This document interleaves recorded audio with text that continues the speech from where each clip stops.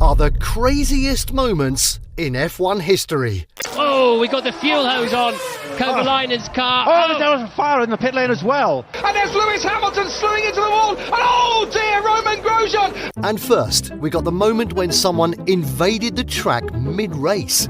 We've got a lunatic on the track down the hangar straight, 160 miles an hour. Safety car out, of course. The drivers, oh my word. Man, this priest went crazy. But what's even crazier is the moment when a Red Bull car went flying up in the air. At the 2010 Chinese Grand Prix, Toro Rosso driver Sébastien Buemi got in a terrifying crash when heading down the back straight at 180 miles per hour.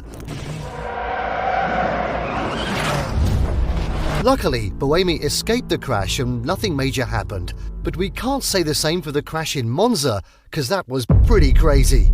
Australian driver Alex Peroni collided with a curb at 150 miles per hour. This terrifying collision sent him flying through the air, flipping several meters before crashing into a safety fence. Peroni surprisingly escaped the scene without any obvious injury, but his racing team later revealed that he did break a vertebra. Damn, he should be getting an award for still racing. And speaking about awards, nothing beats the moment when Kimi Räikkönen got an award. Kimi Räikkönen and Sebastian Vettel. From the season opener, was leading the championship. With 5 wins, he put up a great fight in the closing round. Man, drunk Kimi's crazy. But the moment wasn't as crazy as Mark Webber's incident, because what happened to him was simply unforgettable. At the 2010 European Grand Prix, Mark was already having a bad race to begin with, since he had dropped from P2 to P18. But what he didn't know is that his race was about to go from bad to worse. On lap 10, when Mark attempted an overtake on the fastest part of the circuit, Webber's front right tyre caught the rear of Lotus's driver Heikki Kovalainen's car. This impact sent his car flying in the air, landing on its nose at 190 miles per hour, before bouncing and crashing into the tyre barrier. Luckily, Webber wasn't hurt, but the car did become a total disaster. Man, that's brutal. But you know what else was brutal? How about the time when one driver took out 7 cars out of the race in one instance? Or the time when one driver almost retired from the race, but instead ending up winning it? We'll get to all of that in this video. But first, let's talk about the time when Michael Schumacher got involved in a situation which has only happened once in F1 history. With Schumacher leading by just 1 point and Villeneuve trailing behind, the stakes were as high as they could be at the European Grand Prix. So both drivers were trying to set their best times in qualifying. However, what actually happened was something no one saw coming. They both set the same exact time. Exactly the same, down to milliseconds. And to make matters even more complicated, Villeneuve's teammate Frentzen also set the same time in qualifying. Now that's crazy. But not as crazy as the moment in the 2011 Canadian Grand Prix, because what happened there was nothing less than a miracle. In the rain-soaked track, Jenson Button started P7, and at lap 7, the race got a safety car when Jenson collided with teammate Lewis Hamilton, which forced Hamilton to retire. But when the race resumed again on lap 13, Button also got a drive-through penalty for speeding behind the safety car, which left him back in 15th place. Now, seems like things couldn't get any worse for Jenson, right? Wrong, because fast forward to lap 37, he was involved in another collision with Alonso, which forced the Spaniard to retire. The collision, however, punctured Jenson's car too, which ended him in the last place, and over 1 minute 40 seconds behind race leader Vettel. But Button still didn't give up. He quickly made up positions and was 14th by lap 44, and by lap 46, he had caught Maldonado and Alguersuari and passed others too for 10th place. And with his tyres changed to slicks due to the drying line, Button made his way to the front, getting past Michael Schumacher and Mark Webber, before setting his eyes on Sebastian Vettel with only 5 laps remaining.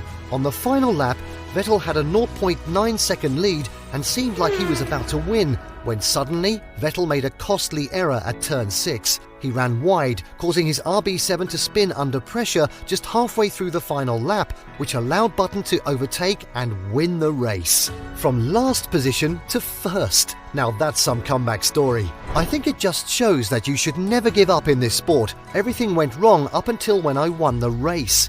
Clearly, it was one of the best rain races ever. But while rain helped Jensen's race, we can't say the same for Lewis Hamilton, because what rain did to him and others in European GP was simply ridiculous.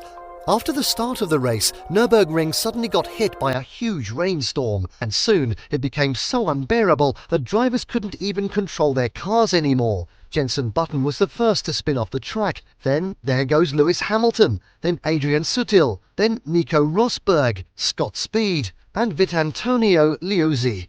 All crashed in the same corner within seconds. I mean, the whole circuit turned into a river. Now that's crazy. But still not as crazy as what Sebastian Vettel did in Monza, because that was just unbelievable.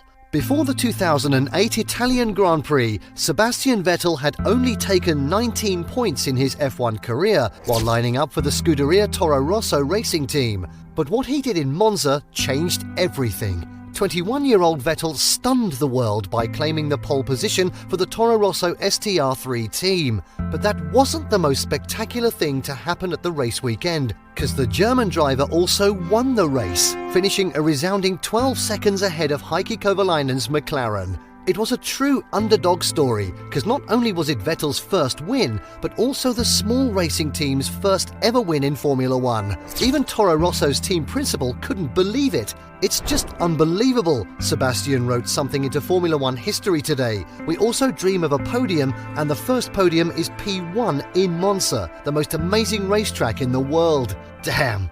But you know what's really unbelievable? The horrific crash that shocked the world. It was 1993, and legendary driver Damon Hill took the checkered flag at the Belgian GP. But that wasn't the highlight of the race. As other drivers were pushing towards 200 miles per hour to make it to the finish line, Minardi's teammates Christian Fittipaldi and Pierluigi Martini were running close to each other. And soon, Fittipaldi with his M193 got a little too close when he tried to overtake Martini. But then, disaster happened. Because instead of having a simple touch between both drivers, Fittipaldi's car flew into the air, did a 360-degree backflip before landing, and still managed to get across the line. Yeah, that actually happened. Luckily, this dangerous moment left no one hurt, and both finished the race without losing any position. But this incident did leave Fittipaldi enraged with his teammate. "I was so glad to be alive. I won't waste time in my life to argue with a fool like him. For me, he was dirty, an imbecile. From that day, I never talked to him again. I have nothing against him, but for me, him and a trash can on the street is the same thing." You know, I don't think we're going to see a moment that crazy again. And we're probably never going to see anything like this next moment again either, which surprisingly happened not that long ago. A lot of people already know that Esteban Ocon won his first F1 race in the 2021 Hungarian GP. Now, even though this was huge, it still wasn't the biggest thing that happened in the race, because in the first lap, and literally at the first corner, ex-Mercedes driver Valtteri Bottas broke too late and ran into the back of Lando Norris. This caused Red Bull drivers Verstappen and Perez to also get caught up in the collision. So 4 cars collided in one instance. But that wasn't all, because Aston driver Lance Stroll also made a mistake, colliding with Leclerc, who then smashed into Ricciardo's McLaren. All of this happened in the same one corner at the same time. Now that's just crazy. And because of this, the race was obviously red flagged. But what's interesting is that before this incident, all the drivers were racing on intermediate tyres. But at the time of restart, the track had already dried out almost instantly. So at the restart, all the drivers pulled into the pits for a fresh set of slick tyres, except one, Lewis Hamilton. This made Hamilton the only one starting the race on the starting line, while the rest lined up in the pits. The only one! I mean, what a bizarre moment. But as bizarre as it wasn't crazy enough as what Ayrton Senna accomplished, because what he pulled off in Brazil was simply unbelievable. Ahead of the race in 1991, Senna claimed pole position, outrunning the Williams duo of Riccardo Patrese and Nigel Mansell, teammate Gerhard Berger, and Ferrari's Jean Alesi and Alain Prost. Senna even had a perfect start to the race, sprinting away ahead of the rest of the drivers. However, after Senna pitted, Mansell cut his lead to just 7 seconds and was closing in on the Brazilian. And to make matters worse, Mansell's conviction to win grew even stronger when Senna's gearbox began to fail as he lost the fourth gear, and by lap 60, Mansell cut Senna's lead in half. But luckily for Senna, at the 61st lap, Mansell had his own gearbox issue as it slammed into neutral, then second, which ultimately sent the British driver into a spin and out of the race. But at the same time, Senna quickly lost all the gears as well, except the sixth, with Williams' Patrese hot on his tail. But somehow, in an unbelievable way, Senna maintained the sixth gear till he crossed the finish line 2.9 seconds ahead of Patrese, which earned him his first home race win. This race was so difficult for Senna that the pain of trying to keep the car under control even caused him to develop muscle cramps. And it was so severe that he literally had to be lifted from his car and even needed support to stand on the podium. Man, now that was a brutal race. But you know what else was brutal? The most devastating crashes that happened in F1. Like one crash that Verstappen caused, which ended up destroying an F1 driver's career. Or another crash which was so unbearable that it even bankrupted the entire F1 team. And I know you want to know more about this, so just click the video right here.